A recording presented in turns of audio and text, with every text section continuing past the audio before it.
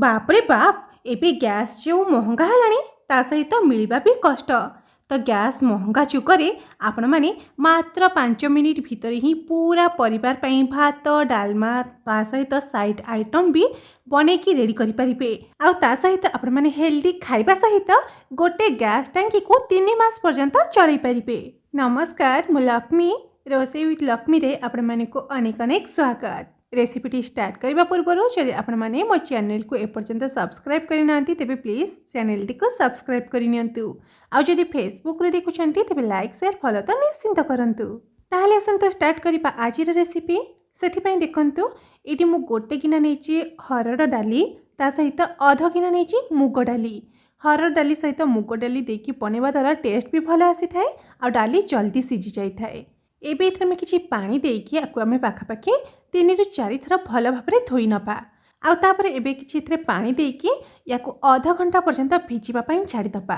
आपण रोसई करबा पूर्वरु डाली को आधा घंटा भिजई नियंतु तापर जेकी रोसई करंतु देखिबे आपनको गैस 50% बंची जिवो।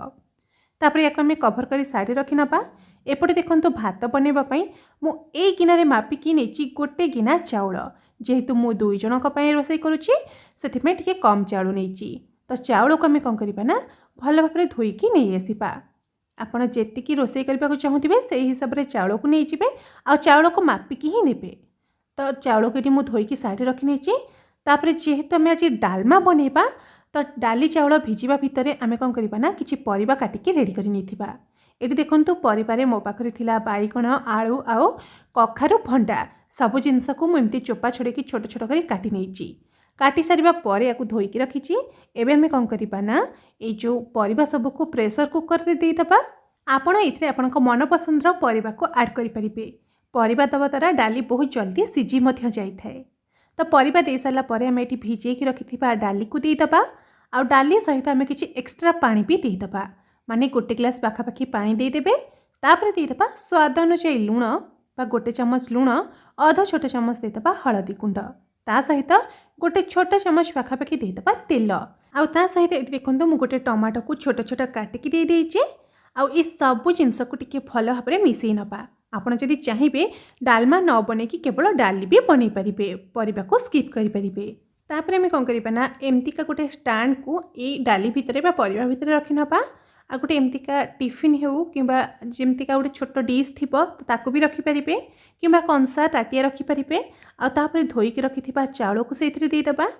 आ जो गिनारे में मापिकी नहीं गोटे गिना चाउल से सेम गिनारे मापिकी दे दबा 2 गिना पानी।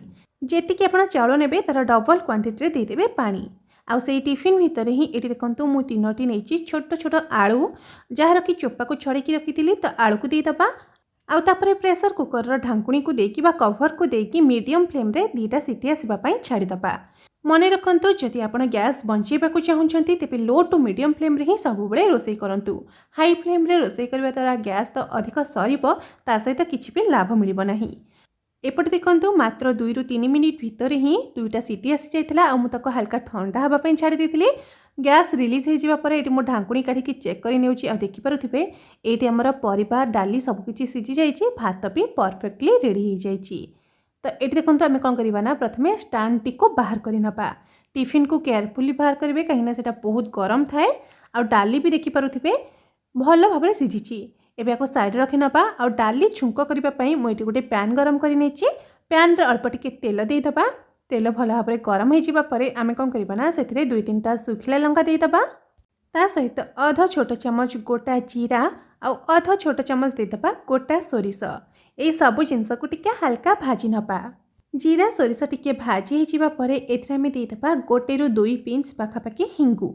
हिंगु दबा द्वारा बहुत बड़ा फ्लेवर आसे, जदि नाही स्किप करि परिबे।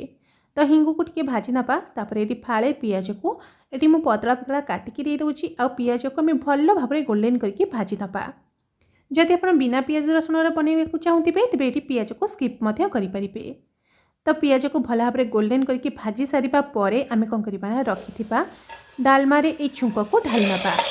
छुंक को ढाली सारिबा परे हल्का टिके मिसई नपा। आ लास्ट रे आमे एथरे कौन करबा ना अल्प टिके धनिया पत्र को छोट छोट काटिकी दे दबा। और ताकू भी भल भाव में मिसईकी याकु तुरंत ही कवर करि नपा, जहाद्वारा कि छुंकर फ्लेवरटा सेइथरे ही रहिबो। एपटे देखंतु एपटे आम भात भी पूरा गोटा गोटा बनिकी रेडी होती बिल्कुल भी जाऊ हैनी आ पूरा खिला खिला अच्छी जमती कि लगुच आम भात गाड़िकी बनईचे। तो ये भात भितर आम सब आलू को बाहर कर नबा आलू को साइड रखी नबा। तो भात डालमा तो आमर बनिकी रेडी हो जाइए। ताहले एबे आसतु आम भात सहित खाइबापी साइड आइटम बनैबा ता भी पुणी बिना गैस जलई। से प्रथमे गोटे बाउल नहीं जावा। ये देखो ये मुझे तेंतुली को पानी रे भिजापी छाड़ी देती आ तेंतुली भिजी जावापर ताको हाथ में चकड़ी एमती छाणी नेउचे कहीं आमको केवल तेंतुली पानीटा ही दरकार।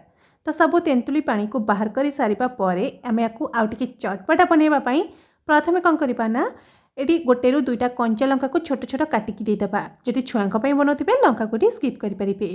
ता सहित गोटे छोट टमाटो को छोट छोट काटिकी देदेबा।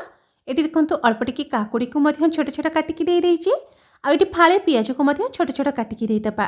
ता सहित किछि फ्रेश धनिया पत्र को छोट छोट काटिकी देदेबा। गोटे छोट चमच पाखापाखि देदेबा चिली फ्लेक्स बा सुखिला लंका को टिके कुटिकी देदेबे। अधा छोट चमच लुण बा स्वाद अनुसार लुण आ ता सहित अधा छोट चमच देदेबा कला लुण बा बीट लुण आ अधा छोट चमच देदेबा भजा जीरा गुंड आ एबे आमे जो आलू को सिजेकी रखिथिले ताको एमती छोट छोट करी काटिकी देदेबा। आ ये सब जिनस को टिके भल भाव में मिसई नबा। मिसैबा समय जो तेंतुलीर पल्प गुड़ाक बाहर करी से आउ टे पानी देकी ताको चकड़ी से पानी को भी आड कर भल भाव में मिसई नौची। आ मिसैबा समय आम कौन करना आलू को टिके चामच साहाय्य टिके चकटी नबा हल्का हल्का पूरा मीन करके चकड़े ना आपड़ चाहिए हाथ साहाय्य चकड़ी पारे। ये देखो आलू को मुझे हल्का हल्का टिके चकटी नहीं माने बेसी मीन कर देनी बेसी बड़ बड़ पीसेस भी रखिनी। एमती चकटिबा द्वारा आम पाग पानी टेक्सचर भी भले आसीबो और टेस्ट भी भले आसीबो। एबे हमर आलू पाग पानी बनिकी रेडी हो जाइए। ताहले आसंतु भात को सर्व करि नबा। तो देखि पारुथिबे भात एटी हमर गोटा गोटा और खिला खिला बनिची जेमती लागुची आमे भात को गाळिकी ही बनैचे। भात सहित आमे बनैथिबा डालमा एवं पाग पानी को सर्व करि नबा। ता सहित एटी मु किछि काकुड़ी की मध्य सर्व करि नेछि। ये मु अरुआ भात बनई से गोटे गिना चाउल पर 2 गिना पानी देइछि। जदि आपण उषुना भात बनाउथिबे माने मोटा भात तेबे गोटे गिना चाउल पर 3 गिना ही पानी देबे।